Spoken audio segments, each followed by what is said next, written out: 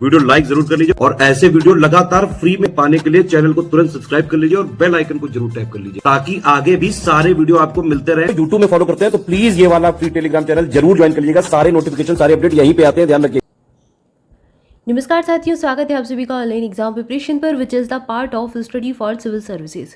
दोस्तों, आज की वीडियो में हम देखने वाले हैं भारतीय अर्थव्यवस्था का एक इम्पॉर्टेंट सा टॉपिक, जिसमें आज हम पढ़ेंगे भारत में लोक वित्त, पब्लिक फाइनेंस इन इंडिया। आज हम देखेंगे और इसमें हम देखेंगे बहुत सारी शब्दावलियाँ जो एग्जाम में पूछी जाती हैं।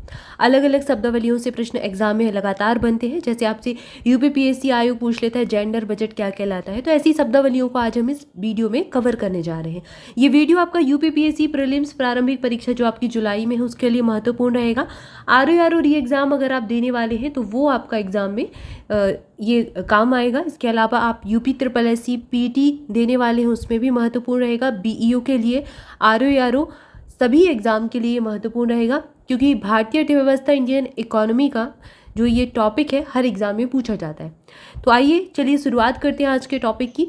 सबसे पहले बात करते हैं लोक वित्त की। लोक वित्त क्या होता है? तो ये एक विस्तृत सा विषय है, इसमें सभी मामले आते हैं। वित्त का तात्पर्य मुद्रा से है। अब मुद्रा से जुड़े हुए जितने भी मामले होंगे लोक वित्त में आएंगे, फाइनेंस में आएंगे, पब्लिक फाइनेंस में आएंगे। जैसे कि सरकार ने कहाँ से धन प्राप्त किया है, सरकार ने खर्चा कहाँ पर किया है, सरकार ने उधार कहाँ से लिया है, या फिर सरकार के द्वारा जो छापी गई मुद्रा होती है वो, ये सब पब्लिक फाइनेंस के अंतर्गत आती है।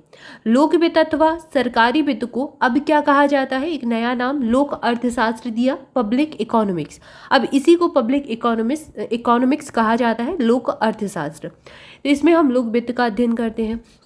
सबसे पहले अब बात करेंगे बजट की। अब जो हमारी सरकार है, सरकार की आय का और व्यय का जो ब्यौरा है वो कहाँ दिया जाता है? बजट में दिया जाता है। तो सबसे पहले बजट से संबंधित चीज़ों को हम जानते हैं कि बजट होता क्या है। तो किसी भी अर्थव्यवस्था में सरकार के आगामी वर्ष के जो आने वाला साल है, आगामी साल के आय और व्यय के ब्यौरे को बजट कहा जाता है। लेकिन इस शब्द का उपयोग निजी कंपनी, कॉरपोरेशन इत्यादि के लिए भी किया जा सकता है। हर कंपनी, हर कॉरपोरेशन, कोई भी संस्था है वो भी अपना बजट मतलब बनाती ही है, आगे की फ्यूचर की प्लानिंग करती ही है, तो सब इसका प्रयोग कर सकते हैं। बजट एक फ्रांसीसी शब्द है जो कि बुजेट से बना है और इसका अर्थ होता है चमड़े का बैग। क्योंकि सबसे पहले जो बजट है वो चमड़े के थैले में बनकर आया था, तो वहीं से ये नाम आया बजट। भारत का जो केंद्रीय बजट है, जिसे भारत के संविधान के अनुच्छेद 112 में वार्षिक वित्तीय विवरण के रूप में जाना जाता है। इसका तात्पर्य क्या है कि जो बजट शब्द है वो हमारे संविधान में कहीं नहीं दिया गया। हमारा जो इंडियन कॉन्स्टिट्यूशन है उसमें बजट शब्द कहीं पर, बजट शब्द का उल्लेख कहीं पर भी नहीं है। कहा उल्लेख किस चीज़ का है? अनुच्छेद 112 क्या कहता है? वार्षिक वित्तीय विवरण। तो हमारा जो बजट है उसको वार्षिक वित्तीय विवरण कहा जाता है, वार्षिक वित्तीय विवरण के रूप में जाना जाता है, आर्टिकल 112। बजट तैयार करना और प्रस्तुत करना केंद्र और राज्य दोनों की सरकारों की ओर से एक संवैधानिक दायित्व है, तो एक रिस्पॉन्सिबिलिटी है ये। इसके अलावा स्वतंत्र भारत का पहला बजट 26 नवंबर 1947 को तत्कालीन वित्त मंत्री R.K. षणमुख शेट्टी के द्वारा प्रस्तुत किया गया था। तो ये फैक्ट जो है ऐसे पूछे जाते हैं एग्जाम में, ये पूछे जाते हैं कि पहला बजट किसने पेश किया, कब किया गया पेश। UP triple S C PT वगैरह जो है प्रीलिम्स लेवल पर ऐसे प्रश्नों को जरूर पूछता है। अगला तथ्य दिया गया है 1920-21 के दौरान एक वर्ष समिति आई थी और इसकी सिफारिशों के आधार पर इस कमेटी की जो रिकमेंडेशन थी उसके आधार पर ही आधार बनाकर उसको 1924 में रेल बजट को आम बजट से अलग कर दिया। इसके बाद 2017-18 का समय आया और इस समय क्या हुआ? रेल बजट को आम बजट में फिर से कर दिया गया, समाहित करके पेश किया गया। तो ये वर्ष थोड़ा सा याद रखिए, 1924 में रेल बजट को क्या किया? आम बजट से अलग कर दिया। इसके बाद ये रिकमेंडेशन एक वर्ष समिति ने दी थी। उसके बाद 2017-18 में फिर से दोनों को एक साथ पेश किया गया। फिर 2017-18 से बजट प्रस्तुत करने की जो तिथि है उसमें भी बदलाव कर दिया गया, 1 फरवरी कर दिया गया। और इसके पहले क्या होता था? 28 फरवरी या फिर 29 फरवरी को बजट प्रस्तुत किया जाता था। मतलब फरवरी के लास्ट में होता था, फिर फरवरी की शुरुआत में बजट पेश किया जाने लगा। इसके बाद आइए जानते हैं कुछ इंपॉर्टेंट हम टर्मोलॉजीज देखते हैं, शब्दावलियाँ देखते हैं। जैसे राजस्व क्या है, रिवेन्यू किसको कहते हैं, किसी भी कंपनी अथवा सरकार के द्वारा पैसों का जो उपार्जन आय के रूप में किया जाता है, जिसके कारण सरकार पर वित्तीय भार नहीं पड़ता, जैसे कि कर से प्राप्त जो आय है, गैर कर आय या फिर विदेशी अनुदान से प्राप्त आय, उसको राजस्व, उसको रेवेन्यू कहा जाता है। गैर राजस्व नॉन रेवेन्यू किसको कहते हैं? किसी भी कंपनी या फिर सरकार के द्वारा ऐसे धन की प्राप्ति जिसे आय या उपार्जन की श्रेणी में ना रखा जाए, जैसे कि गैर राजस्व स्रोत कहलाते हैं। जैसे कि ऋण के द्वारा धन की प्राप्ति, ऋण के द्वारा जो धन की प्राप्ति होती है उसको क्या कहेंगे?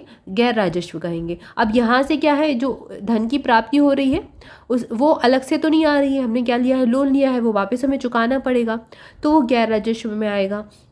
प्राप्तियाँ रिसीप्ट्स क्या कहलाती हैं? राजस्व अथवा गैर राजस्व स्रोतों के द्वारा जो सरकार को प्राप्त होने वाली धन की संभूति होती है, संभूति को प्राप्ति कहते हैं, और उनके योग को कुल प्राप्ति कहा जाता है। मतलब इससे हमें जो धन मिल रहा है, इससे जो धन मिल रहा है, तो इस पूरी प्राप्ति को क्या कहेंगे? प्राप्तियां कहेंगे। राजस्व प्राप्तियां क्या होती है? सरकार के द्वारा सरकार के राजस्व की प्राप्ति को दो भागों में बांटा जाता है। एक तो कर राजस्व होते हैं, दूसरे गैर कर राजस्व होते हैं। तो आपने यहाँ देख ही लिया, एक तो कर राजस्व हो गए और एक गैर कर राजस्व हो गए। कर राजस्व प्राप्तियां क्या कहलाती हैं? विभिन्न कर, जो कि डायरेक्ट और इनडायरेक्ट टैक्सेस होते हैं, प्रत्यक्ष कर और अप्रत्यक्ष कर, इनको लागू करके सरकार के द्वारा जो पैसों का उपार्जन किया जाता है, उपार्जन यानी कि पैसे को उगाना, पैसे को इकट्ठा करना, लेना पैसा, तो उसको कर राजस्व प्राप्ति कहते हैं। गैर कर राजस्व प्राप्तियां क्या हो गई? जैसे कि सरकार के द्वारा कर के अतिरिक्त अन्य स्रोतों से उपार्जित पैसे, जैसे गैर कर राजस्व प्राप्ति कहलाती है। राजस्व व्यय, रेवेन्यू एक्सपेंडिचर किसको कहते हैं? सरकार के द्वारा उठाया गया वैसा सभी व्यय जो राजस्व किस्म अथवा बाध्यताकारी किस्म के हों, राजस्व व्यय कहलाते हैं। इस प्रकार के व्यय का मूल पहचान यह है कि वे उपभोगात्मक होते हैं और उनमें उत्पादक परिसंपत्ति सृजन करना शामिल नहीं होता है, तो इसको रेवेन्यू एक्सपेंडिचर कहा जाता है। मतलब कि सरकार जो धन को उठा रही है, ऐसा व्यय जैसे कि जो राजस्व किस्म का हो अथवा कि बाध्यताकारी किस्म का हो, जो बाध्य हो, कुल मिलाकर उसको राजस्व व्यय कहा जाता है। राजस्व घाटा, ये बहुत इंपॉर्टेंट टर्म है, इसको जरूर याद रखें, एग्जाम में यहाँ से प्रश्न पूछा गया है। सरकारी बजट के राजस्व खाते के कुल व्यय यदि कुल आय से अधिक हो जाए तो घाटे की मात्रा राजस्व घाटा कहलाती है। कुल व्यय सरकार ने बताया कि हम इन योजनाओं पर इस सेक्टर में इतना खर्च कर रहे हैं, और फिर सरकार ने बताया कि हमारी प्राप्तियां क्या हैं, कि हमें कहाँ से, जैसे कि हमने कोई टैक्स लगाया, जीएसटी लगाया, इस पे हमें इतना धन मिल रहा है, इस पे हमें इतना धन मिल रहा है, तो सरकार ने अपनी आय के स्रोत भी बताया कि हमारी आय इतनी है, व्यय ये हम करने वाले हैं। अगर कुल जो आय है और वो व्यय से जो है कम पड़ जाए, मतलब कुल व्यय जो है आय से ज़्यादा हो जाए, तो जो घाटा हो रहा है, जो हमें घाटा हो रहा है, उसको राजस्व घाटा कहते हैं। क्या कहेंगे? रेवेन्यू डेफिसिट कहा जाता है। ये एग्जाम में पूछा गया है, इसलिए इसको याद रखना है। इसके बाद राजस्व बजट, रेवेन्यू बजट किसको कहते हैं? बजट का वह भाग जिसका संबंध राजस्व के व्यय अथवा आय से हो। इस बजट में कुल राजस्व प्राप्ति अथवा कुल राजस्व व्यय का वार्षिक वित्तीय ब्यौरा प्रस्तुत किया जाता है। यह अतिरेक या फिर घाटे दोनों ही तरह का हो सकता है। पूंजी बजट, कैपिटल बजट किसको कहा जाता है? ये प्रश्न पूछा गया है। पूंजी बजट किसी स्टेट पीसीएस में पूछा गया था, और वनडे एग्जाम भी ऐसे प्रश्नों को, ऐसे टर्म्स को पूछ लेता है। पूंजी बजट, कैपिटल बजट किसको कहते हैं? यह वह बजट का भाग है जिसका संबंध पूंजी की प्राप्ति अथवा व्यय से हो। यह उन साधनों को दर्शाता है जिसके द्वारा पूंजी का प्रबंधन किया जा रहा है। तो कैपिटल का मैनेजमेंट जहाँ पर किया जाता है उसको पूंजी बजट कहते हैं। उन क्षेत्रों को दर्शाना पूंजी बजट का व्यय कहलाता है। पूंजी प्राप्तियां, कैपिटल रिसिप्ट क्या कहलाती हैं? तो किसी भी सरकार की सभी गैर राजस्व प्राप्तियों को पूंजी प्राप्ति कहा जाता है। जितनी भी गैर राजस्व, अब गैर राजस्व प्राप्तियां आपने पहले देख ली क्या होती है, तो गैर राजस्व प्राप्तियां जैसे कि सरकार अन्य स्रोतों से धन को इकट्ठा करे, उनको गैर राजस्व प्राप्तियां कहते हैं। अन्य स्रोत यानी कि कोई भी डायरेक्ट टैक्स ना हो, है ना, तो इनको कहते हैं गैर राजस्व प्राप्तियां। अब यहाँ पर जो जितनी भी गैर राजस्व प्राप्तियां हैं उनको पूंजी प्राप्ति कहा जाता है। इस प्रकार की पूंजी का उद्देश्य निवेश करना होता है और सरकार इसका उपयोग योजना विकास के लिए करती है। कहीं से अगर सरकार को ऋण मिला, कहीं से अनुदान मिला, तो ये सारी चीज़ें आ जाएंगी। इसके बाद अगला दिया गया है पूंजी व्यय। पूंजी व्यय क्या होता है? वैसे सभी क्षेत्र जिन्हें सरकार से पूंजी उपचय शामिल होते हैं, जो सरकार को भविष्य निधि, लघु बचत योजना, इंदिरा विकास पत्र, किसान विकास पत्र इत्यादि से प्राप्त होते हैं। वैसे सभी क्षेत्र जिन्हें सरकार से पूंजी प्राप्त हो रही है उनको पूंजी व्यय का भाग कहलाता है, वो पूंजी व्यय के भाग कहलाते हैं। पूंजी घाटा, कैपिटल डेफिसिट किसे कहते हैं?